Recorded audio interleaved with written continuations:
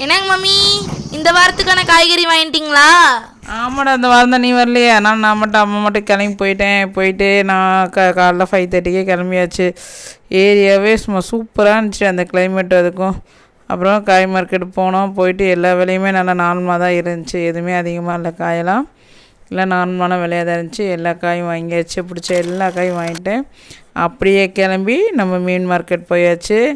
மீன் மார்க்கெட்டுக்கு போய் தேவையான மீன்கள் வாங்கிடலான்னு சொல்லிட்டு எங்கள் வண்டியில் கிளம்பியாச்சு. ஜல்லுன்னு சூப்பராக இருந்துச்சுடா வண்டியை ட்ரைவ் பண்ணி போகிறது. நல்லா இருந்துச்சு. போயாச்சு. போய் மீன் மார்க்கெட்லேயும் மீன் பார்த்திங்கன்னா செம்மையாக இருந்துச்சு. நிறைய மீன் இருந்துச்சு. ஆமாம், பார்த்து ஃப்ரெஷ்ஷாக இருந்துச்சு எல்லா மீனும். கூட்டம் சரியான கூட்டம்டா.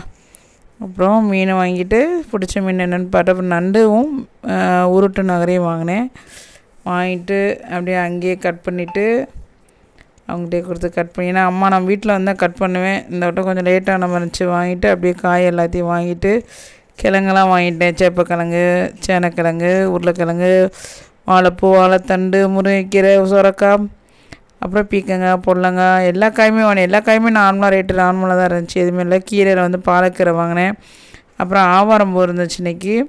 அதனால் ஆவாரம்பூ அம்மாக்காக வாங்கிட்டு அப்படியே எல்லாத்தையும் பர்ச்சேஸ் பண்ணிவிட்டு வந்துட்டேன். இன்றைக்கி மீனுமே பாருங்களேன், அங்கேயே கட் பண்ணி வாங்கிட்டேன்னா. உங்களுக்கு வந்து மீன் பிடிக்காது இல்லையா, அதனால் காய்கள்லாம் நிறையா வாங்கிட்டு மீன் பிடிக்காதனால உங்களுக்கு சிக்கன் எடுத்துகிட்டு செவரொட்டி எடுத்துகிட்டு வந்துட்டேன் மக்களே.